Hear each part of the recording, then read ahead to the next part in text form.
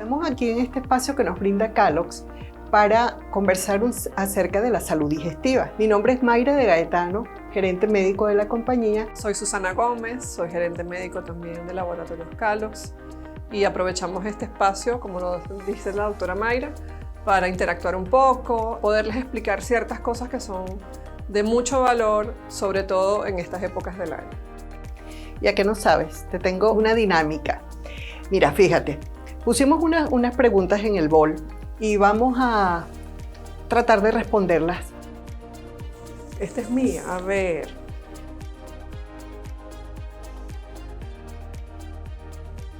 Muchas veces hay ciertos alimentos que pueden distendernos un poco más. ¿Qué es distensión? Es sensación de llenura, de que nos inflamos a nivel intestinal. Estos alimentos a algunas personas pueden caerle más pesado que a otras, ¿ok? Pero ¿qué pasa? Muchas veces esto lo que se da es por una reacción que existe entre ciertos componentes de estos alimentos con la flora intestinal. Y de esa manera, esta persona evidentemente tiene que evitar ese consumo de este tipo de alimentos. ¿Cómo qué alimentos pueden ser? Hay varios tipos de alimentos. O sea, ¿qué pasa? La hinchazón puede darse por ciertos alimentos como carbohidratos que pueden fermentar, ¿ok? Pero también hay otros alimentos que producen sustancias que también son, vamos a decir, como las carnes, que producen sustancias que pueden también ocasionar inflamación tanto dentro del intestino como fuera del intestino. Y son esas sustancias que a largo plazo, más que a corto plazo, pueden generar enfermedades, incluso enfermedades cardiovasculares. Entonces, tal vez es un poquito engorroso, ¿ok? Claro, cada paciente, cada persona tiene que conversarlo con su médico de confianza para orientarse un poco más de cuál es el caso de cada quien y evitar este tipo de alimentos que pueden hacerle, como quien dice, un mal juego a nivel intestinal. A mí me pasa. Vamos a ver.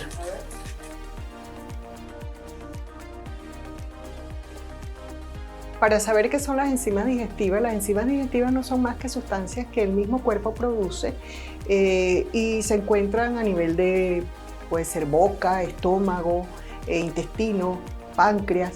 Y ellas nos ayudan a descomponer los alimentos en fracciones más sencillas para que puedan ser asimilados y puedan ser, digamos, aprovechados por el cuerpo para producir energía. Por ejemplo, tenemos que los carbohidratos, para poder convertirse en glucosa, necesitan amilasa. También otra fuente son las proteasas, que destruyen las proteínas y las convierten en aminoácidos. Otra de las enzimas necesarias son las lipasas, para poder destruir o descomponer las grasas en ácidos grasos. ¿Qué pasa? Si no tenemos estas enzimas en suficiente cantidad y no las producimos en suficiente cantidad, los alimentos, la digestión se va a hacer pesada, los alimentos van a caer mal y nos van a dar síntomas de hinchazón abdominal, distensión, llenura postprandial y adicionalmente a eso tenemos que saber que cuando no las podamos producir en cantidad suficiente, bueno, hay en el mercado pues algunas preparaciones que nos ayudan a eso, a tener una digestión, una mejor digestión se puede decir. Y que si son importantes, ¿cómo que si no? Sobre todo en las épocas como ahorita, de celebración, porque aquí siempre abusamos, comemos más, tomamos más y comidas más copiosas. Yo no diría que nada más en diciembre, diría que en toda aquella ocasión donde puedan consumirse o podamos excedernos en cuanto al consumo de alimentos. Y ya tiene su reserva ahí de enzima digestiva sí, extra. Sí, por si acaso, claro que sí, claro que sí. Sí. Okay. Vamos a continuar entonces, vamos a ver qué más nos dice aquí que podamos ir conversando.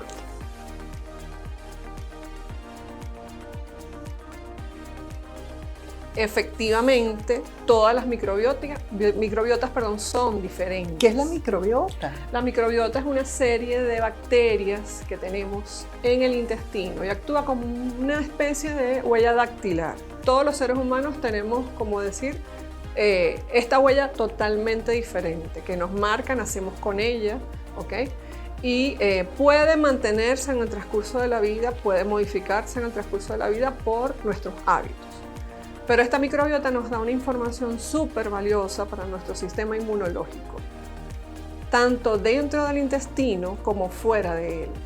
Por eso hoy en día seguramente hemos escuchado mucho hablar sobre la microbiota, porque cada vez hay más avances que nos hacen conocer la importancia que tiene, como les digo, para enfermedades dentro del intestino como fuera del intestino. Muchos alimentos interactúan con esa microbiota, generan otras sustancias cuando los alimentos actúan con la microbiota, y por eso a algunas personas ciertos alimentos le van a caer, vamos a decir, más pesados o va a ser de más difícil digestión que otros alimentos. Es que es interesante eso de la microbiota.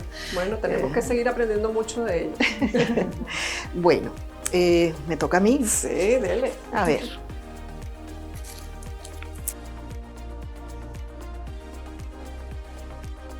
Si hay algún sistema orgánico que presente múltiples manifestaciones, es el sistema digestivo. Muchas de ellas coinciden con diferentes cuadros patológicos. Entonces, ¿qué pasa? Hay señales de alerta donde uno tiene que acudir rápidamente al médico, señales de la vía digestiva, como hay otras que son más crónicas, pero no por eso, y porque sean más crónicas y más comunes, son normales. Entonces, por ejemplo, señales de alarma a las que tenemos que acudir al médico rápido: sangrados tanto en las heces como por vía superior a través de la boca, vómitos de sangre, lo que llamamos, una diarrea copiosa con vómitos y más si se acompaña de fiebre, algún dolor abdominal intenso, severo que se presente de pronto. Todas esas cosas pueden o debemos acudir a un médico de emergencia. Sin embargo, hay otras que son más crónicas, que se pueden ir llevando y que nosotros como pacientes empezamos a tomar tal o cual medicamentos tratando de poderlas disimular en el tiempo. Por ejemplo, los gases intestinales, que como la comida y me cae mal, me cae pesada. También puede pasar esos episodios de estreñimiento o de diarrea que son cortas, mientras no sean prolongadas, no son tan dañinas. Posiblemente por alguna comida en mal estado o por algún virus o bacterias que hayamos tomado. También podría ser el reflujo, ese reflujo gastrointestinal, esa sensación de acidez. Entonces, vuelvo y repito, aunque son señales que son más comunes y que casi todo el mundo las tiene, no por eso sean normales. Entonces, esas son señales de alerta que debemos acudir a un gastroenterólogo. Y le comento una cosa, doctora. Fíjese que es como una anécdota. Justamente hoy, hablando con una médico hematólogo, me comentó acerca de pacientes que ha sido en varias ocasiones, que han tenido cuadros de anemia sin una causa explicable a nivel hematológico, donde todos sus valores han sido perfectos, y ese paciente coincidió con patologías a nivel gástrica. ¿Viste? Que no se habían diagnosticado previamente. Esto no eran patologías complejas, fue una condición de fácil resolución, pero a veces también el sistema digestivo actúa como un gran simulador. Total. Y fíjese como en este caso hubo una anemia crónica, se corregía esa anemia, el paciente volvía a hacer la anemia, hasta que el hematólogo tuvo la sospecha de que había algo a nivel gastrointestinal, y bueno, luego de varios intentos el gastroenterólogo pudo determinar que había efectivamente un problema gástrico que daba la anemia. A veces no le damos la importancia que tienen esos pequeños síntomas y tratamos de que como que si son síntomas cotidianos y no va a pasar nada, pero están alertando. No es una alerta aguda, no es una alerta de ya salir disparado para el médico, pero sí hay que tomarla en cuenta. Sí, y también creo que es importante, sí hay que preocuparse, pero también ocuparse. Exactamente. Y por ejemplo, un examen tan sencillo como un examen de heces, que es muy económico, que se puede hacer en cualquier lugar, es engorroso tomar la muestra, pero no pasa de eso. Puede dar tanto. Puede dar mucho valor diagnóstico a condiciones que se pueden prevenir a tiempo. Ciertamente. ¿A quién le toca? A mí.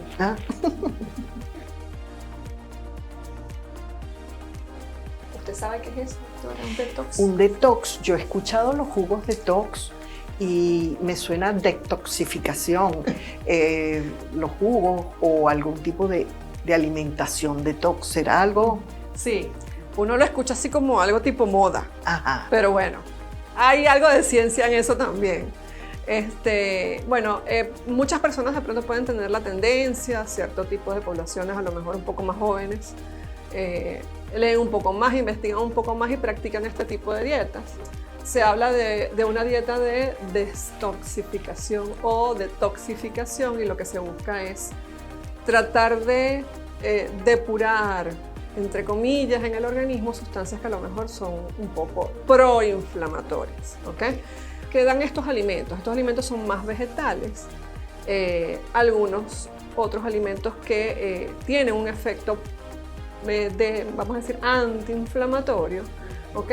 Y lo que se busca es darle esos mecanismos al organismo para que él mismo pueda salir de esas sustancias que son tóxicas y de alguna forma beneficiar nuestra salud. ¿Y conocen algún alimento que sirva Estos para alimentos eso? son más que todos vegetales. Vegetales verdes, celery, espinaca, estos tipos de jugos que se hacen. Lo más natural posible. Lo más natural. ¿Por qué? Porque son alimentos que tienen en su composición sustancias que al final generan efecto antiinflamatorio, ¿ok? También dentro de esta dieta también está el agua, o sea, consumir el consumo adecuado. Es importante el tema adecuado de agua. No exagerar en la ingesta tampoco, porque también todo extremo no es bueno. Entonces, todo organismo o célula o tejido que esté bien hidratado va a funcionar mejor, ¿ok?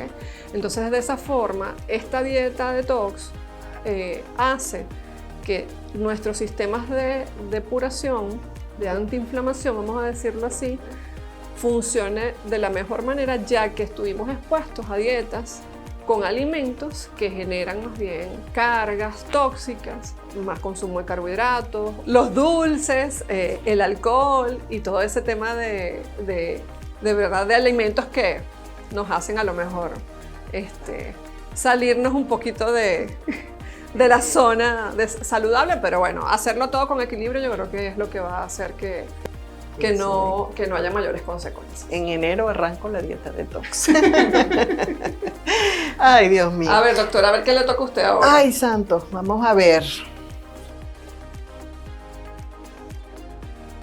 Total y absolutamente cierto. Hay una profunda vinculación entre el estrés y la salud digestiva.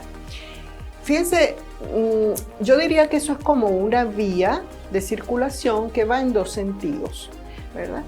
El intestino se comunica con el cerebro y el cerebro con el intestino, creando lo que últimamente se ha llamado el eje intestino-cerebro.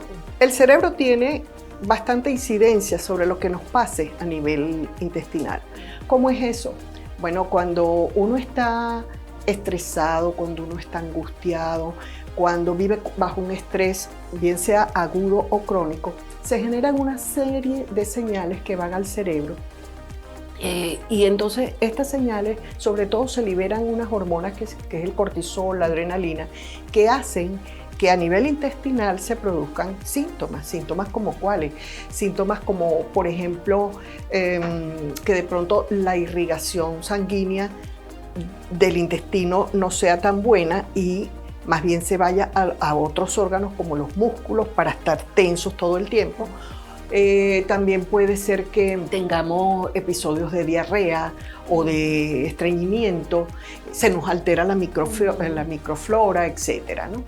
Pero también, por otra parte, cuando estamos inflamados o nos sentimos mal por alguna pesadez estomacal o el intestino, pues que lo sentimos hinchado, eso también genera unas señales que van al cerebro y nos hacen más, por decirlo así, susceptibles a la percepción de estímulos emocionales y ambientales que podemos pasar todos. Entonces nos hace más proclives a sentirnos mal de ánimo, deprimidos e incluso ansiosos. Tiene mucha relación, incluso escuché y leí algo al respecto sobre que muchas condiciones a nivel de intestino que no mejoran con tratamientos típicos para problemas intestinales, como es el síndrome de intestino irritable, muchas veces mejoran con antidepresivos. Así es. Y entonces da sentido a todo lo que nos está explicando de esa correlación entre cerebro-intestino e intestino-cerebro. Es que es una comunicación que de los últimos años para acá es que se ha estudiado mucho, pero anteriormente pues no era muy divulgado este tema. Muy conocido. A ver, nos queda una. Eso. ¿De quién será? ¿Cuándo debemos acudir a un gastro? Ay, me lo preguntas a mí. Bueno, yo le puedo decir también. No, bueno. Primero hay que decir que es un gastroenterólogo. Ajá. Un gastroenterólogo es el médico que se encarga, aunque dice gastro de estómago y enterólogo de intestino, el gastroenterólogo es un médico especialista que se encarga de la revisión, el diagnóstico y el tratamiento de todas las patologías que van desde el tubo digestivo alto hasta el ano. Entonces, y también de los órganos accesorios, por ejemplo, el páncreas, las glándulas salivales, la vesícula y el hígado. Entonces, ¿cuándo vamos a acudir a un gastroenterólogo? Podemos hacerlo cuando estemos con esos síntomas de alerta que mencionamos anteriormente. Podemos hacerlo también cuando queremos una consulta como para descartar alguna patología gastrointestinal, o lo podemos hacer sencillamente como una conducta preventiva.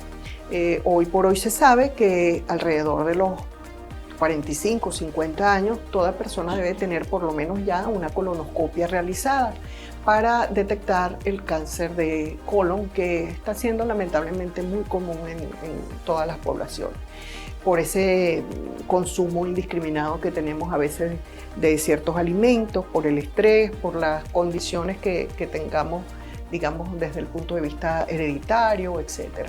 Entonces, yo diría que fundamentalmente para esas tres condiciones: síntomas de alerta, síntomas de desequilibrio gastrointestinal y finalmente la parte preventiva. Ok, perfecto. Entonces, es nuestro aliado el gastroenterólogo. Excelente. Bueno, creo que por los momentos ya esto se terminó. Nos veríamos en otra próxima ocasión. Gracias, Susana, por acompañarnos en este espacio. Doctora, gracias por compartir su experiencia y Sí. su conocimiento. Y Gracias. la intención es seguir dando información que sea de valor, porque al final queremos es instruir a la comunidad y orientarlos para que puedan tener la mejor salud posible. Así es. Bueno, hasta otro día. Nos vemos.